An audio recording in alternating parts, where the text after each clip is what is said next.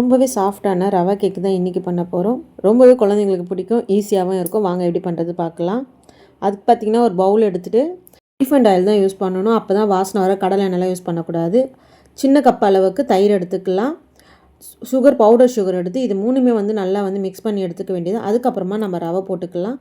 First நல்லா இது கட்டிலெல்லாம் mix பண்ணிவிட்டு ஒரு கப் அளவுக்கு ரவை சேர்த்துக்க வேண்டியதான். இது கூடவே சேர்த்துட்டு நல்லா மிக்ஸ் பண்ணி வச்சுக்கணும். கட்டிலாம் இல்லாமல் நல்லா மிக்ஸ் பண்ணி எவ்வளோ வைக்க முடியுமோ வச்சுக்க வேண்டியது தான். வெண்ணிலா எக்ஸ்ட்ராக்ட் ஊற்றிக்க வேண்டியதாக ஒரு அரை ஸ்பூன் அளவுக்கு ஊற்றிக்கலாம். ஊற்றிட்டு அதையுமே கூட சேர்த்து நல்லா மிக்ஸ் பண்ணணும். அரை மணி நேரம் நல்லா ரவை ஊறணும். மூடி போட்டு வச்சிடலாம். அரை மணி நேரம் கழிச்சு நம்ம எப்படி இருக்குன்னு பார்க்க வேண்டியது தான். நல்லா ரவை ஊறி இருக்கும். அந்த டைமில் எடுத்துகிட்டு நம்ம மறுபடியும் லைட்டாக ஒரு மிக்ஸ் பண்ணிங்கன்னா நல்லா கெட்டி பதமாக இருக்கும்.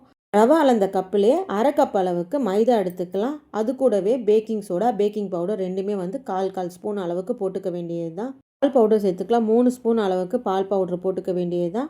போட்டுட்டு நம்ம மிக்ஸ் பண்ணுறதுக்கு பால் ஊற்றி தான் மிக்ஸ் பண்ணணும்.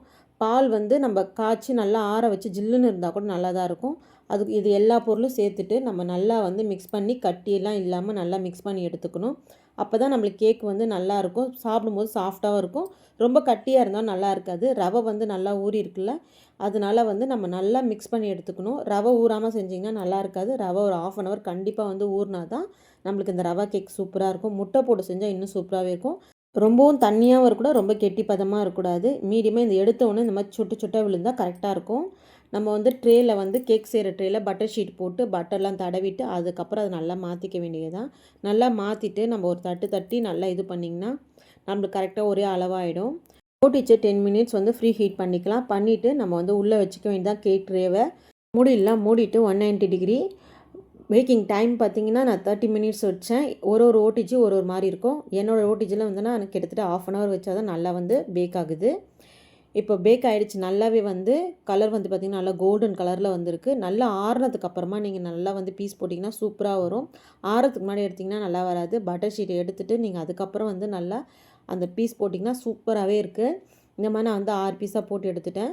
கட் பண்ண உங்களுக்கு எடுத்தே காமிக்கிறேன் எப்படி இருக்குது பாருங்கள். அவ்வளோ சாஃப்டாக இருந்தது. சாப்பிடும் போதே நல்லா இருந்தது.